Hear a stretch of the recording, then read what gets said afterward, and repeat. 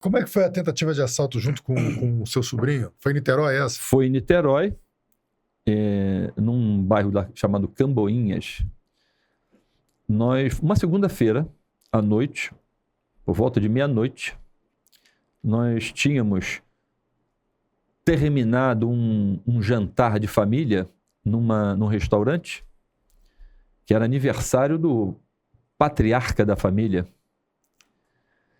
E, voltando para casa, os irmãos da minha atual esposa, eles moram também em Camboinhas. Um deles parou na porta. Esse meu sobrinho quis que eu desse uma carona no meu carro. Era um adolescentezinho de 13 anos. Eu tinha um carro curioso que ele Você é colecionador de carro antigo, né? Você gosta de... Não, eu já fui colecionador, já tive 7 carros. Hoje eu só tenho 2. Mas eu tinha um outro carro interessante que ele queria andar no carro, e criança gosta, né? Criança gosta de carros interessantes assim e motocicleta, como os idosos também gostam. Eu dei uma carona para ele, paramos na frente da casa da minha atual esposa. O irmão dela do meio parou na frente do meu carro. E eu, por princípio, nunca fiquei dentro de carro conversando, nem namorando na época de moleque. Se bem que eu peguei no Rio de Janeiro uma época que as pessoas namoravam na Floresta da Tijuca e ninguém era assaltado. Década de 80 não tinha esse negócio. 70 para 80 não tinha esse negócio. Ninguém era assaltado. Depois fecharam até a floresta, né, para ninguém entrar de carro e ser assaltado. Bem, aí vamos sair do carro. Eu fiquei do lado de fora, num espaçozinho, tipo um corredorzinho, entre os 2 carros, conversando com o adolescente, o Vitor. E a minha esposa, já do lado de fora do carro do irmão dela, conversando ali, terminando a conversa. Eu estava só esperando eles terminarem para eles irem embora e nós também entrarmos em casa. Aí, de repente, eu vejo uma motocicleta se aproximando assim, bem devagar.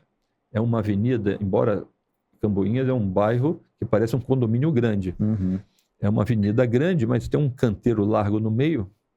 E eu vi uma motocicleta se aproximando do outro lado, passando do outro lado, né? Com 2 camaradas sem capacete. Eu falei, porra. Esse tipo e essa característica não é aqui de dentro de Camboinhas. Característica de pessoas, né? Característica de motocicleta também não. Isso pode ser vagabundo que está, muitas das vezes, segunda-feira, meia-noite, está numa boca de fumo qualquer próxima, não tem atividade, ou então saíram no pinote lá e falaram assim, porra, vamos arrumar alguma coisa para poder melhorar o nosso dia, ou então o camarada perde uma arma, isso e aquilo, sai para dar um pinote rápido, roubar uma farmácia, roubar um posto de gasolina, roubar alguém numa condição qualquer, recuperar algum valor e indenizar o patrão, né? Tem essas coisas. Aí os caras ficaram olhando a nossa direção, até porque a cor do carro que eu tinha chamava atenção, que era um Yellow Racing, um amarelo. Aí eles vieram e ficaram satisfeitos. Deve ter pensado, pô, vou pegar esse coroa que deve estar com cartão de crédito, vamos levar e ele fazer isso, tirar relógio, isso, aquilo, outro.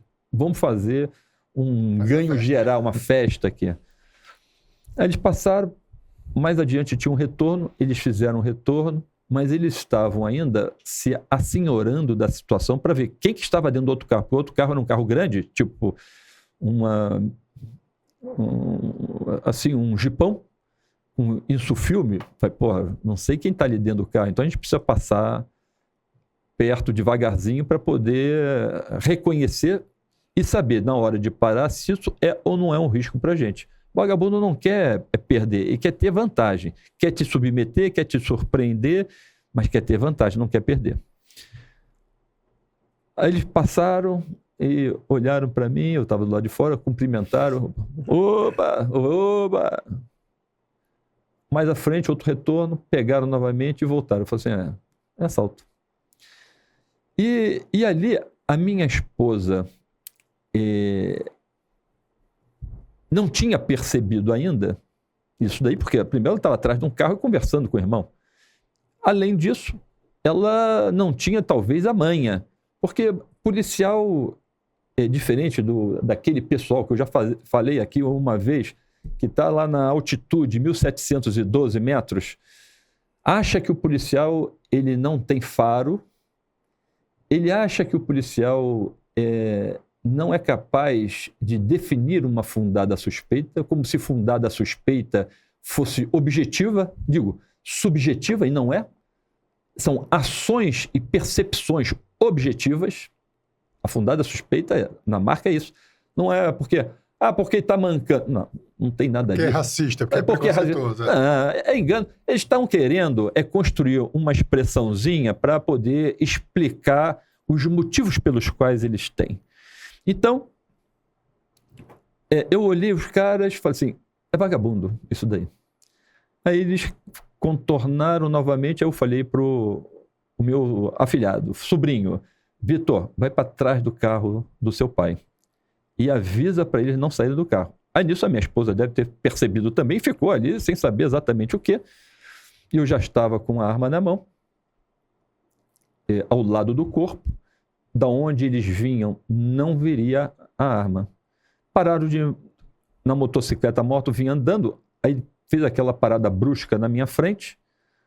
O camarada que estava armado, que estava na garupa da moto, ele pulou assim do banco e já falou na minha direção que eu estava perdendo, né?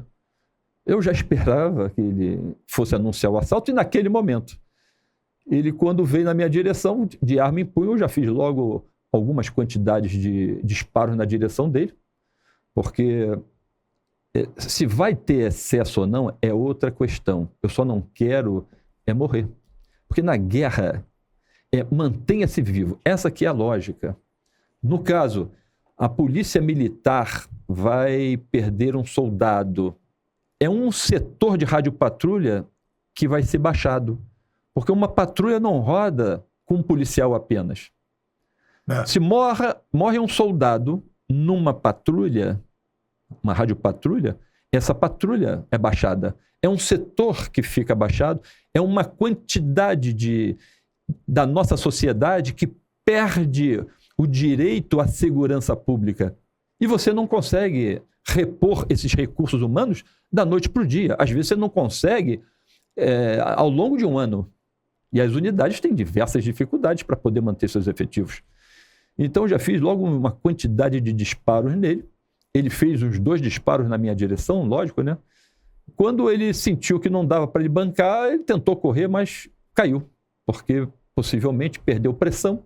E o cara perde pressão, sangra, perde pressão e vai para a lona, né?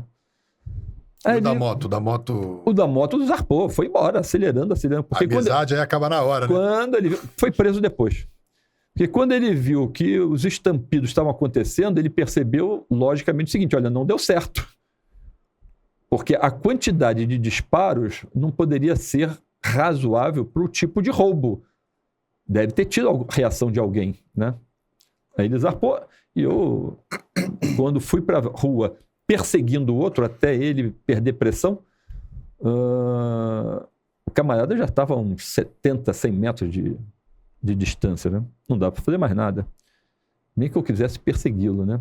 Quando você começou a contar, quando estava já no início da história, você falou assim, eles estavam se senhorando. Eu pensei que você falou, eu já estava senhorado. Eu já estava senhorado. Estava na boa. Você senhorando, eu já estava senhorado. É dessa maneira. É dessa maneira. O delinquente, ele nota o policial. Eu não sei se foi esse caso, porque nessa época, como eu já estava na inatividade, usava um cabelo mais comprido.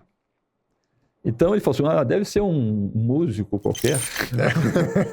Deve ser um artista. Um artista qualquer. Sabia que o Alves não tinha morrido, eu sabia. Quem morreu fui eu.